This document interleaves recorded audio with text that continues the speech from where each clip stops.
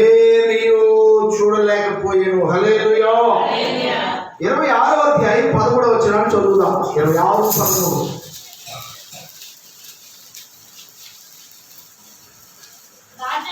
రాజా మధ్యాహ్నమందు నా చుట్టూను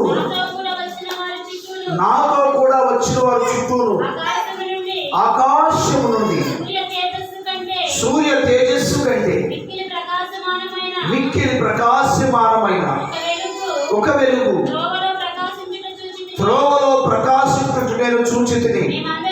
మేమందరము నేలను పడినప్పుడు సౌలా సౌలా నన్ను ఎందుకు హింసించుచున్నావు?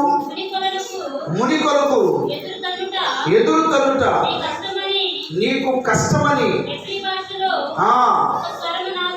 ఒక స్వరము నాతో పలుకుట వింటిని. హల్లెలూయా. ప్రియ దేవుని బిడ్డలారా, ఇక్కడ చదివినటువంటి వాక్య భాగం పౌలు గారు దేవుని నమ్మక మునుపు పౌలు గారికి మొట్టమొదటిసారి దేవుడు ప్రత్యక్షమైన విధానం. హల్లెలూయా. అది దర్శనం కాదు. దేవుడే తన ఎదుట అలా నిలబడ్డాడు. అది దర్శనం కాదు.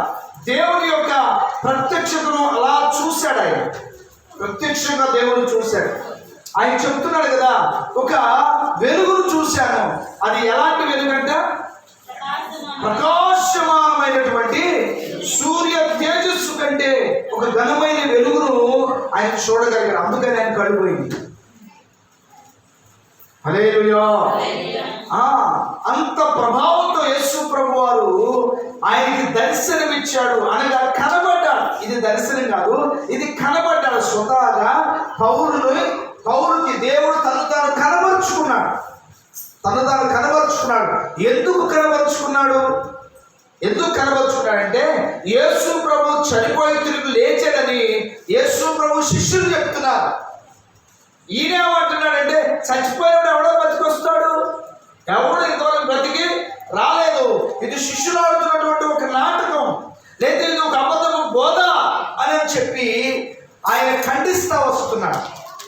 ఆయన ఖండిస్తూ వస్తూ సంఘాన్ని ఎంతగానో హింస పెడుతున్నటువంటి పరిస్థితులు, సంఘాన్ని ఎంతగానో ఇబ్బంది పెడుతూ క్రైస్తవ సమాజాన్ని నాశనం చేస్తున్నటువంటి పరిస్థితుల్లో దేవాది దేవుడు అనుకున్నాడు కదా, ఇతను ఒప్పించాలి అంటే నేనే ప్రత్యక్షం అవ్వాలి. హల్లెలూయా.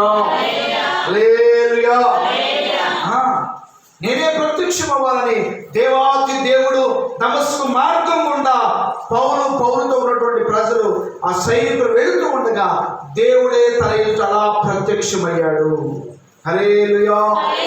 ఆ ప్రత్యక్షతను చూసినటువంటి పౌలు గుర్రం నుంచి కింద పడిపోయి తన కళ్ళు పోయినట్టుగా మనం చూస్తున్నాం. దేవుడు మాట్లాడుతున్నాడు, సౌలా సౌలా మును కొరకు నువ్వు ఎదురు తగ్గుతున్నావు.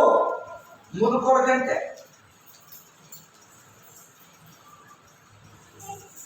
మునుకొలకంటే ఎద్దులు తోలేవాడు ఏం చేస్తారంటే వాళ్ళ చేతికర ఉందా, చేతికరకి చివరిన ఒక చిన్న మేపు కొట్టి దాన్ని బాగా సూదిలాగా ఉంచుతారన్నమాట. అది కథలప్పుడు ఏం చేస్తారంటే పొడుస్తారు, ఇలా గుచ్చుతారు. ఆ సురుక్కని ఏం చేసిందంటే వెళ్తారు. అది మునుకొలక అంటారు. ఇప్పుడు మనం మునుకొలక తల్లితే అదే